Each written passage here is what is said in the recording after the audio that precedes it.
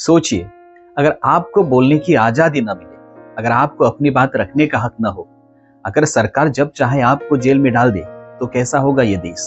भारत के संविधान ने हमें 6 फंडामेंटल राइट्स यानी 6 मौलिक अधिकार दिए हैं। ये अधिकार हमें आजाद, सुरक्षित और बराबरी का हकदार बनाते हैं। लेकिन सोचिए, अगर ये अधिकार आप और हमसे ही छीन लिए जाए तो सबसे पहले बोलने और अभिव्यक्ति की स्वतंत्रता खत्म हो जाएगी। मतलब आप सरकार या किसी ताकतवर व्यक्ति की आलोचना नहीं कर पाएंगे।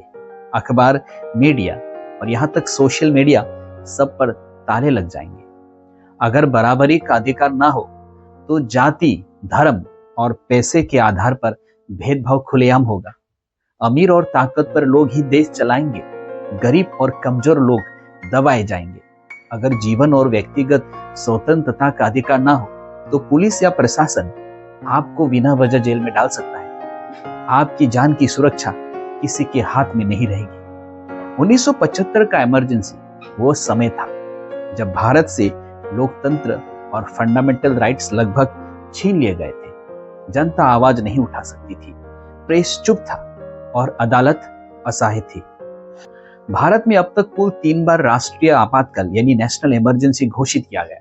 पहली बार 1962 में भारत और चाइना के युद्ध के दौरान, दूसरी बार 1971 में भारत और पाकिस्तान के युद्ध के दौरान और तीसरी बार 1975 में आंतरिक अशांति के आधार पर यानी इंटरनल डिस्टरबेंस के आधार पर। यह आपातकाल भारतीय संविधान के अनुच्छेद यानी आर्टिकल 352 के तहत घोषित किए गए थे। राष्ट्रपति ने आपातकाल की घोषणा की है, लेकिन इससे आपको भयभीत होने की जरूरत नहीं है।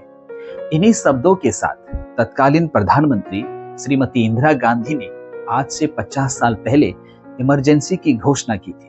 इंदिरा के इस ऐलान के कुछ घंटे पहले ही 25 और 26 जून की रात आपातकाल के आदेश पर तत्कालीन राष्ट्रपति फखरुद्दीन अली अहमद दस्तखत कर चुके थे। 25 जून 1975 को लगा आपातकाल 21 महीने यानी 21 मार्च 1977 तक रहा। हेलो नमस्कार दोस्तों, आज हम बात करेंगे भारत के इतिहास की उस घटना के बारे में जिसे लोकतंत्र का सबसे काला अध्याय कहा जाता है। 1975 की आपातकाल यानी इमरजेंसी की 25 जून 1975 की रात तत्कालीन प्रधानमंत्री श्रीमती इंदिरा गांधी ने देश भर में आपातकाल की घोषणा कर दी। इस फैसले का कारण बताया गया देश की आंतरिक सुरक्षा और स्थिरता को खतरा। लेकिन असली वजह थी इलाहाबाद हाई कोर्ट का वो फैसला जिसमें इंदिरा गांधी का चुनाव अवैध घोषित कर दिया गया था। जयप्रकाश नारायण और विपक्षी नेता सड़कों पर उतर आए, नारे लगे, इंदिरा हटाओ, देश बचाओ। लेकिन अचानक पूरे देश में इमरजेंसी लागू कर दिया गया। विपक्षी नेताओं को आधी रात में गिरफ्तार कर जेल में डाल दिया गया। अटल बिहारी वाजपेयी, लाल कृष्ण आडवाणी, मोरारजी देसाई और खुद जयप्रकाश नारायण सभी को कैद कर दिया गया। देश में खौफ का माहौल बन गया। अखबारों पर सेंसरशिप लगा दी गई। जो खबर सरकार के खिलाफ थी उसे छापने की अनुमति नहीं थी। लोकतंत्र की सबसे बड़ी ताकत यानी आवाज को ही कुचल दिया गया। आपातकाल की मुख्य वजह 12 जून 1975 को आए इलाहाबाद हाई कोर्ट के उस फैसले को बताया जाता है।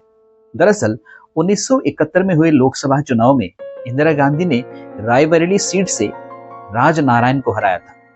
लेकिन राज नारायण ने हार नहीं मानी और चुनाव में धांधली का आरोप लगाते हुए हाईकोर्ट चले गए। 12 जून 1975 को इलाहाबाद हाईकोर्ट के जस्टिस जगमोहन लाल सिन्हा ने इंदिरा गांधी का चुनाव निरस्त कर 6 साल तक चुनाव लड़ने पर प्रतिबंध लगा दिया। इंदिरा गांधी पर वोटरों को घूस देने, सरकारी संसाधनों का गलत इस्तेमाल करने जैसे 14 आरोप लगे थे।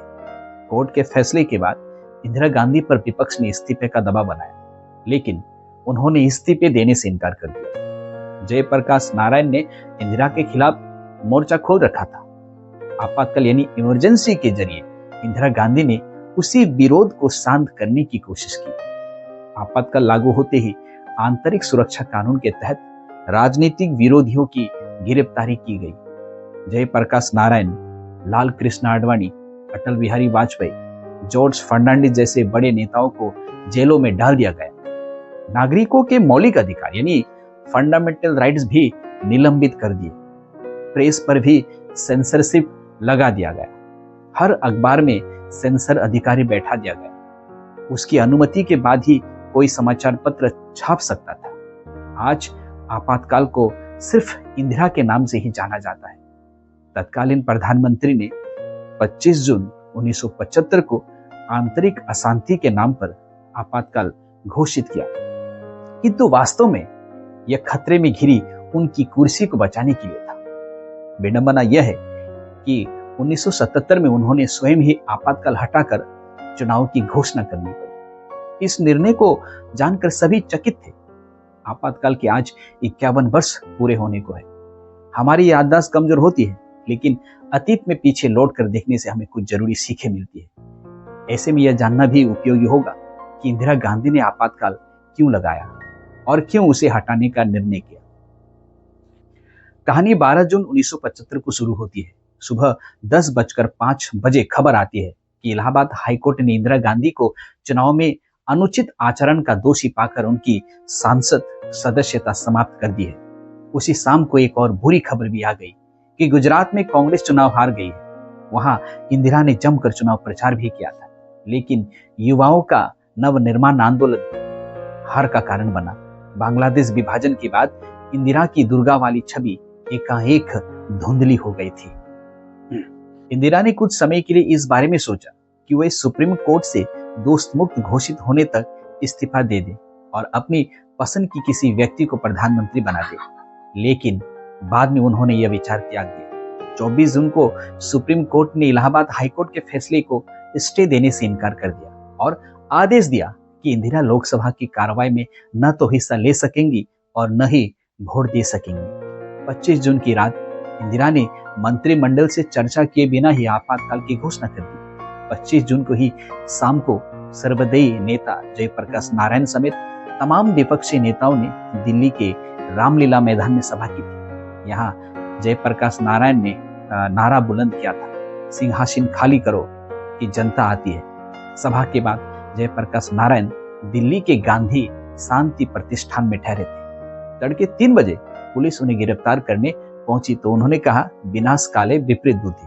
अटल बिहारी वाजपेयी, लाल कृष्ण आडवाणी, मोरारजी देसाई, चरण सिंह, चंद्रशेखर समेत अन्य विपक्षी नेताओं, संघ कार्यकर्ताओं और हजारों उन लोगों को भी पुलिस उठाकर ले गई जो इंदिरा की राजनीति का विरोध कर रहे थे। अगले 3 से 4 महीने तक इन नेताओं के परिवार तक को यह पता नहीं चला कि उन्हें कहां ले जाया गया है। जब पहली बार विनोबा भावे ने उनसे विपक्षी नेताओं को छोड़ने की मांग की तो इंदिरा ने कहा था कि वे ऐसा भी करती, लेकिन 15 अगस्त 1975 को बांग्लादेश के संस्थापक शेख मुजीबुर रहमान की हत्या के बाद उन्हें लगा कि यह उनके साथ भी हो सकता है। उन्होंने विपक्षी नेताओं से मुलाकात की ताकि उनके रुख को नरम किया जा सके। वहीं आईबी ने इंदिरा को बताया था कि वे 340 सीटें जीत रही है। 1975 से 1977 तक भारत में लोकतंत्र कैद रहा, लेकिन जब आपातकाल खत्म हुआ तब क्या हुआ? मार्च 1977 इंदिरा गांधी ने अचानक लोकसभा चुनाव करने का ऐलान किया। उन्हें विश्वास था कि जनता उन्हें फिर से जिताएगी, लेकिन हकीकत कुछ और ही थी। देश भर के लोग मतदान केंद्र पर पहुंचे। 21 महीने तक डर और खामोशी झेल चुके भारतीय अब खुलकर वोट देने आए थे और नतीजा यह आया कि कांग्रेस पार्टी को मिली ऐतिहासिक हार। स्वयं इंदिरा गांधी और संजय गांधी तक चुनाव हार गए थे। पहली बार केंद्र में गैर कांग्रेसी सरकार बनी, जनता पार्टी की सरकार, और प्रधानमंत्री बने श्री मोरारजी देसाई। यह भारतीय लोकतंत्र के लिए एक नया अध्याय था। जनता ने साफ कर दिया, भारत में जनता सबसे बड़ी ताकत है। लोकतंत्र को दबाया जा सकता है, लेकिन खत्म नहीं किया जा सकता। इसके बाद संविधान में 44वां संशोधन किया गया ताकि भविष्य में कोई सरकार इतनी आसानी से आपातकाल न लगा सके। लोकतंत्र की जड़ें और भी मजबूत हो गई। इंदिरा गांधी और संजय गांधी की छवि बुरी तरह से गिर चुकी थी। हालांकि कुछ साल बाद इंदिरा गांधी ने फिर वापसी की, लेकिन आपातकाल का दाग हमेशा उनके साथ जुड़ा रहा। आपातकाल यानी इमरजेंसी भारत के इतिहास का काला अध्याय था। लेकिन उनके बाद हुए चुनाव ने साबित कर दिया कि इस देश में असली ताकत जनता के हाथ में है। लोकतंत्र ही भारत की सबसे बड़ी पहचान है। दोस्तों, अगर आपको यह वीडियो जानकारी पूर्ण लगी हो तो इसे लाइक और शेयर जरूर करें और ऐसे ही इतिहास की सच्ची कहानियों के लिए चैनल को सब्सक्राइब करना ना भूलें। बहुत जल्द मिलते हैं और एक नए वीडियो के साथ। तब तक के लिए अपना ख्याल रखिएगा। बहुत बहुत धन्यवाद। जय हिंद।